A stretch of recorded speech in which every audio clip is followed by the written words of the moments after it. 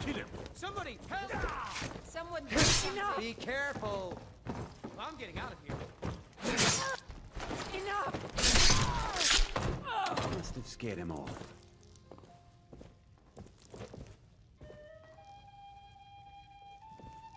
Make it quick. Want to have your clip featured in the Skyrim Clip of the Week? Simply record the clip on your Xbox and then send it to me via message. My gamer tag is IRYENI, that's IRYENI, and then you can message it to me over Xbox and I'll be able to view it. I look forward to seeing the clips that you guys send me. Now moving on to the video.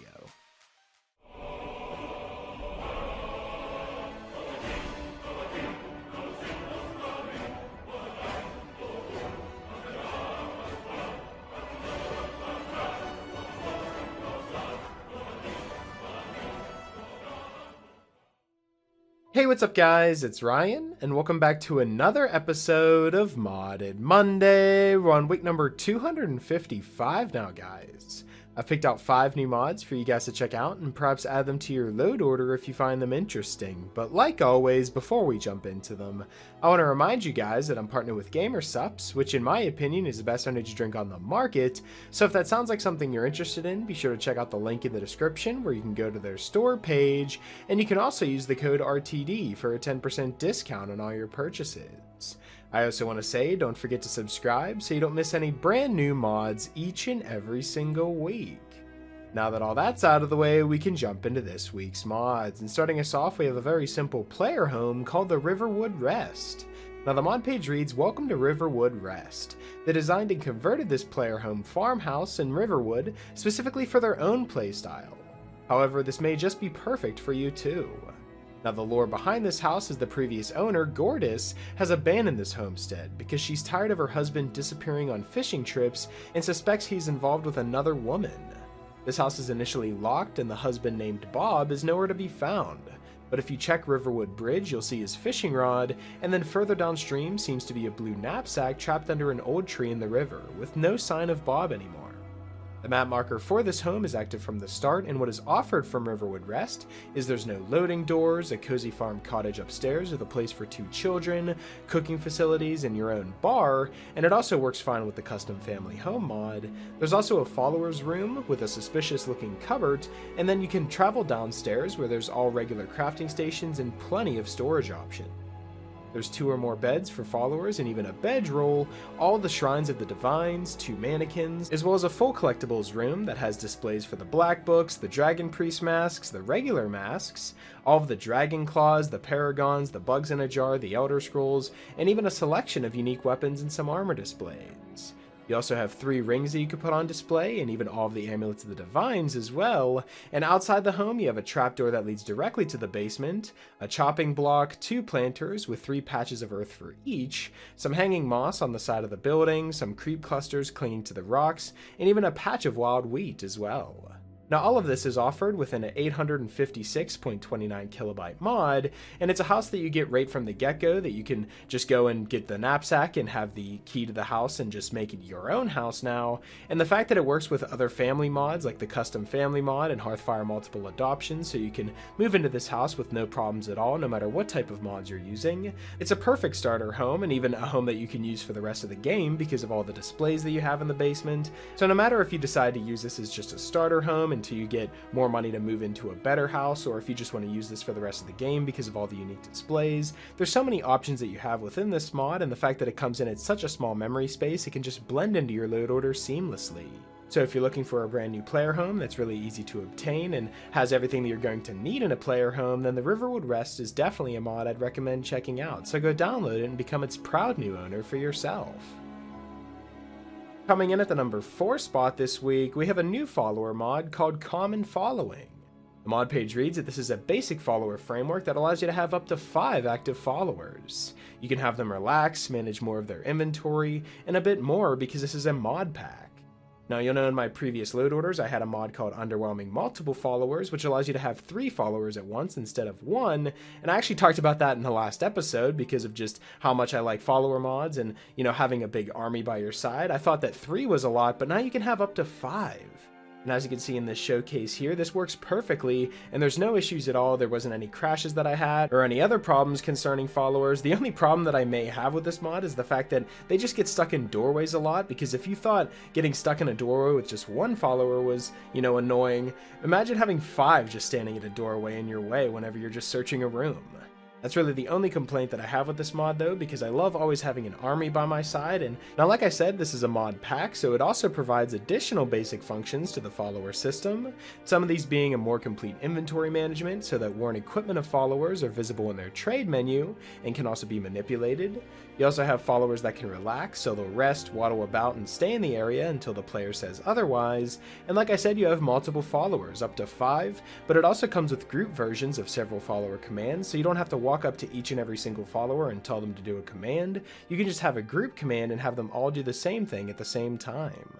And some of the additional changes that they have in this mod include that your followers are automatically equipped with the default clothing, objective markers on followers in relax, and your followers are immune to traps too. Active followers won't trigger traps but are still susceptible to their triggered effects. For example, they won't trigger pressure plates but are still vulnerable to the battering ram that is triggered by the pressure plate. So there's so many unique changes with this mod regarding followers that I think it's just going to stay in my list from now on, because one of the only reasons that I had the underwhelming multiple followers mod is because it's very simple, low in memory space, and allows you to have up to 3 followers at once. But this is also very low on memory space and includes so much more, and you can now have 5 instead of 3, which I think is absolutely incredible. And that's definitely why the common following mod is featured here at a number 4 spot, so I'd strongly recommend downloading it and giving it a try for yourself. Coming in at our number 3 spot, we have a brand new sound effect overhaul that's going to completely change all of the sounds in Skyrim. This is the Audio SFX Overhaul. And the mod page reads that this is a massive sound effects overhaul featuring almost 2,000 new or reworked sounds. And it's a mod pack that features the Reverb and Ambience Overhaul, the Vanilla Tweaks Audio Refresh mod, the Dungeon Sounds Overhaul, Thundering Shouts, Creepier Daedric Princes, Bass Dragons, and Meridia Revoiced. Now this is also accompanied by new and unique sounds or reworked vanilla sounds for the water, waterfalls and water footsteps, insects, crickets and frogs, the sewer ambience, fireplaces, campfires, giants campfires and torches, the Nirnroot sound, the soul trap capture, bears, cows, dragons, dogs, draugr, falmer, giants, hagravens, horses, mammoths, saber-cats, spriggans and wolves, Nordic puzzle pillars and pull chains, the guardian stone glow, the word walls glow and whispers, dart traps, blade traps, falling rock traps, and tripwires, and even the UI, such as favoriting items, heartbeats, the journal close and open, menu canceling, and quest updates. Now with all of these new tweak sounds, you have new sliders that you can find in the settings menu for the birds, insects, water, waterfalls, and fire, so you can change how you really like the sound in Skyrim and what you want to be louder and quieter. So there's so much customization involved with this mod, and I absolutely love it. But enough of me just talking about the sound effects, let's actually take a brief listen of what your Skyrim will sound like with this mod enabled.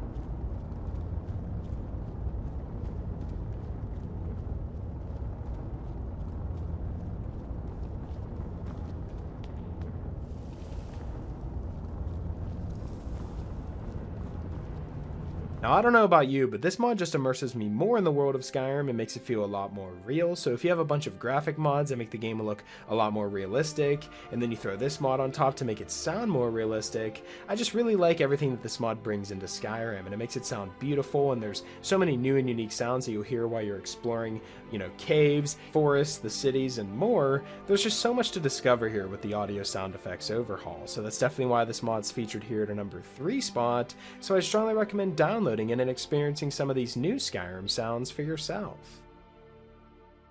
Coming in at the number 2 spot this week, we have a brand new grass overhaul that makes all of the grasses in Skyrim look absolutely beautiful. This is the Veydosebrom Regions, a Skyrim grass overhaul. The mod page reads you can explore the landscape of Skyrim with new grass and other foliage that match the vanilla color palette. And this mod covers the grasses in every single region in Skyrim, such as the snow region, the pine forest, the fall forest, the reach, and even the tundra, just so everything matches the region that it's in, and it doesn't just feel like the same exact grass mod, because a lot of grass mods out there really just like to add one new grass type into the game, or maybe one or two, and then just spread that throughout all of Skyrim, but that's not how it should be. You know, we have a bunch of different grasses and regions in Skyrim, so the grass should reflect that, so everywhere you travel to in Skyrim will have a brand new unique grass texture, and I absolutely love it. And I know I've been covering a lot of environmental mods recently, but that's just because so many have been ported to Xbox just recently, and we've just been getting so many brand new mods that are amazing, so it's really hard to choose now between what type of grass mod you want, what type of foliage mod you need, and maybe some other flora and tree mods, and we've never had this many choices whenever it came to environmental mods in Skyrim, because we've always stuck with, Skyland, Kynes grass, and, there's a bunch of other grass mods that are really, really good, and there's just more and more coming as, we progress through these episodes and explore all the mods that, the mod page has for us. It's never been a better time to mod your Skyrim and build a load order of your own because you just have so many options. And this is definitely one of the better options. We have the Veydosebrom Regions mod, which I think is absolutely awesome. It comes in at 87.60 megabytes and completely transforms all of the grass in Skyrim, but still makes it have that vanilla color palette to all the grasses, and it really reflects in each region so that all the grasses are completely different wherever you go, and I absolutely love that. So that's definitely why this mod's featured here at a number 2 spot, so I'd strongly recommend downloading it and exploring Skyrim's new and upgraded regions for yourself. Coming in at the number 1 spot this week, we have a mod that I've featured in the past but recently received an update that we've all been waiting to see for console Skyrim. I'm super excited to talk about this. This is the Enemy Health Indicators mod, which recently just got an update, and this was the mod that included a light above every single enemy that you have that reflects how much health they have. If it was a blue light, they would have 200% or more. If it was green, it would be 75 to 200. Yellow was 50 to 75, orange was 25 to 50, and so on. There was just a light above all the enemies' heads that reflect how much health they have, because no one thought it was possible to add a health bar above the enemies like they do on PC, but now we finally have it with this Enemy Health Indicators update. With the newest update to this mod, you now have a full health bar that appears above every single enemy that you fight in Skyrim, and even your teammates. If you have some followers, it'll show how much health they have. Instead of it just being plastered at the top of your compass, you'll now have it in-game on your screen, and I absolutely love it. And I also know that a lot of you have been waiting to see a mod like this be ported over to Skyrim on console, because whenever I first covered the Enemy Health Indicators mod in a previous episode, you guys absolutely loved it but wished there was something more. We now finally got what we want. We have a new health bar above all the enemies that you fight in Skyrim, and it reflects it perfectly. And you can see this as I'm going around and taking out some bandit camps and just getting into fights in general. There's the health bar that appears above every single enemy, and it even scales to giants. It doesn't show up in the middle of giants. It actually goes above their head. This mod also features a configuration book called Enemy Indicators that's automatically added to your inventory with various options for status placement, calculation based on expected health versus actual health, as well as the size of the enemy based on the level difference to the player. And I just want to keep you guys in the loop whenever mods get updated, because if I cover a mod in a previous episode and it receives a huge update, I always feel weird covering it again in another episode because I've already covered it in the past. But this is absolutely huge and groundbreaking whenever it comes to, enemy health indicators in Skyrim, and it just goes to show that anything is possible in the modding community whenever it comes to porting mods to console and just creating things in general. So if you've been looking for a mod that adds health indicators above every single enemy that you fight in Skyrim, then the Enemy Health Indicators is definitely a mod I'd recommend checking out, and that's definitely why it's featured here at a number 1 spot, so I strongly recommend downloading it and adding it to your load order as well. So that's pretty much it for this week's episode of the top 5 Skyrim mods of the week. Hopefully you guys did enjoy, and if you did, I'd appreciate it if you left a like and subscribe if you're new. It really helps me out a lot. And if you have any suggestions for mods you'd like me to cover in future top 5 mod episodes, be sure to let me know in the comment section below, or you can follow me on Twitter. I'll be sure to leave my Twitter in the description, and you guys can follow me on there and leave me suggestions there as well. Special shout out to my Patreon supporters. Thank you guys so much for everything that you guys have done for me. And yeah, that's pretty much it. Hopefully you guys did enjoy, and I will talk to you guys later.